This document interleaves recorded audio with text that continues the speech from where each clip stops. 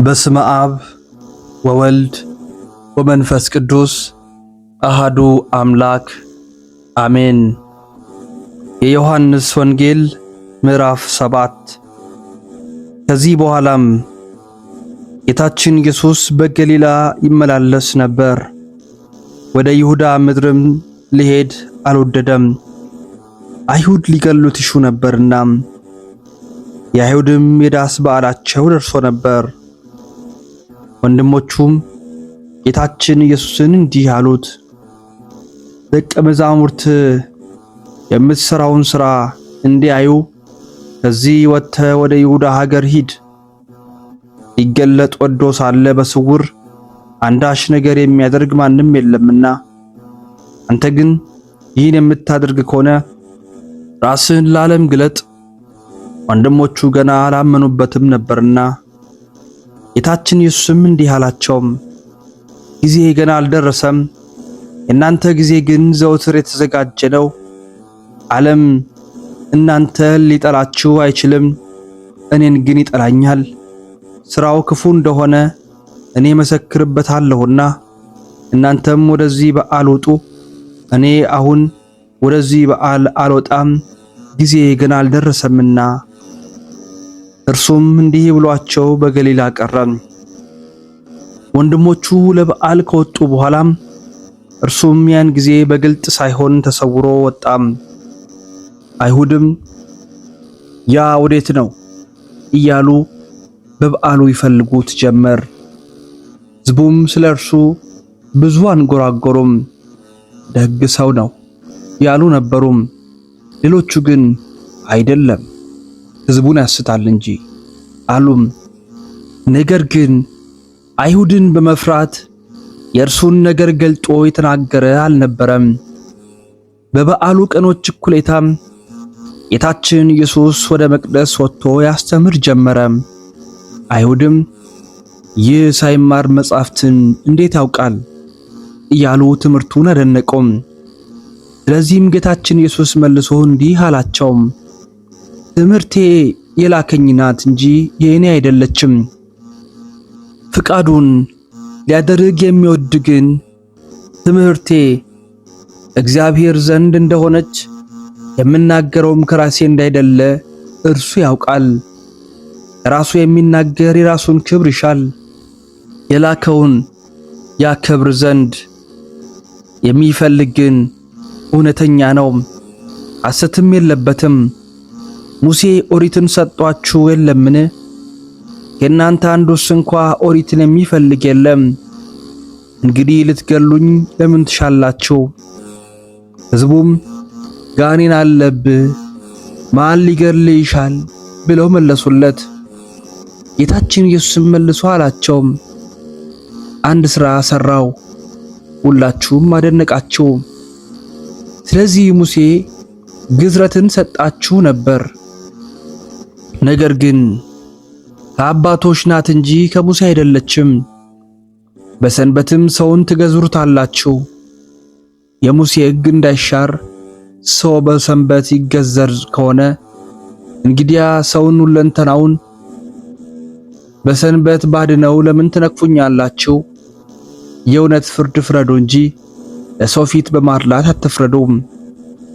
ከኢየሩሳሌም ሰዎችም እንዲህ የሚሉ ነበሩ፣ ይህ አይሁድ ሊገሉት የሚሹት አይደለምን?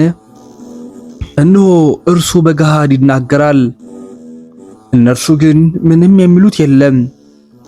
ይህ በእውነት ክርስቶስ እንደሆነ ምናልባት አለቆች አውቀው ይሆን?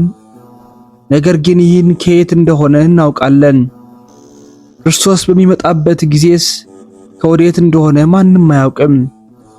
ጌታችን ኢየሱስም በመቅደስ ሲያስተምር ቃሉን ከፍ አድርጎ እንዲህ አለ፣ እኔን ታውቁኛላችሁ፣ ከወዴትም እንደሆንኩ ታውቃላችሁ። እኔ ራሴ የመጣሁ አይደለሁም፣ ነገር ግን እናንተ የማታውቁ የላከኝ እውነተኛ አለ። እኔ ግን አውቀዋለሁ። እኔ ከእርሱ ነኝና እርሱም ልኮኛልና። ስለዚህ ሊይዙት ወደው ነበር፣ ነገር ግን እጁን በእርሱ ላይ ያነሳ የለም፣ ጊዜው ገና አልደረሰም ነበርና። ሕዝቡም ብዙዎች አመኑበትና በውኑ ክርስቶስ በሚመጣበት ጊዜ ይህ ሰው ካደረገው ተአምራት የሚበልጥ ያደርጋልን? አሉም። ፈሪሳውያንም ሕዝቡ በእርሱ ምክንያት እንዳጉረመረሙ ሰሙም።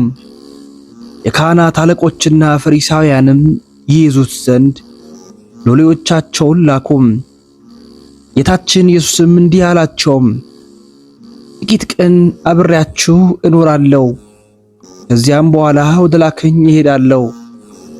ትሹኛላችሁ፣ አታገኙኝም። እኔ ወደምሄድበትም እናንተ መምጣት አትችሉም። አይሁድም እርስ በርሳቸው እንዲህ አሉም፣ እኛ ልናገኘው የማንችል ይህ ወዴት ይሄዳል? ወይንስ የግሪክን ሰዎች ለማስተማር በግሪክ ሀገር ወደ ተበተኑት ይሄዳልን? ትሹኛላችሁ፣ አታገኙኝም። እኔ ወደምሄድበትም እናንተ መምጣት አትችሉም የሚለን ይህ ነገር ምንድነው?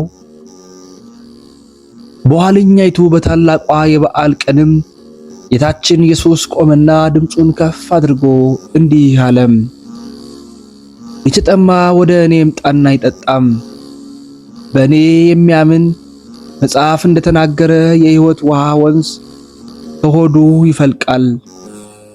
ይህንንም የሚያምኑበትን ሰዎች ይቀበሉት ዘንድ ስላላቸው ስለ መንፈስ ቅዱስ ተናገረም። ጌታችን ኢየሱስ ገና ስላልከበረ መንፈስ ቅዱስ ገና አልወረደም ነበርና። የሕዝቡም ብዙዎች ይህን ነገር ሰምተው በእውነት ይህ ነቢይ ነው አሉም። ክርስቶስ ነው ያሉትም አሉም። እኩሌቶቹም እንዲህ አሉም፣ በእውኑ ክርስቶስ ከገሊላ ይወጣልን? መጽሐፍ ክርስቶስ ከዳዊት ዘርና ከዳዊት ከተማ ከቤተልሔም ይወጣል ይል የለምን? ስለ እርሱም ሕዝቡ እርስ በእርሳቸው ተለያዩም። ከእነርሱም ሊይዙት የወደዱት ነበሩ፣ ነገር ግን በእርሱ ላይ እጁን ያነሳ የለም። ሎሌዎችም ወደ ካህናት አለቆችና ወደ ፈሪሳውያን ተመለሱም። እነርሱም ያላመጣችሁት ለምንድን ነው አሏቸውም። ሎሌዎቻቸውም መልሰው ያ ሰው እንደተናገረ ያለ ከቶ ሰው አልተናገረም አሏቸውም። ፈሪሳውያንም መልሰው እንዲህ አሏቸውም፣ እናንተም ደግሞ ተሳሳታችሁን? ከአለቆች ወይንም ከፈሪሳውያን ያመነበታልን? ኦሪትን ከማያውቁ ከእነዚህ ስሑታን ሕዝብ በቀር እነርሱም የተረገሙ ናቸው።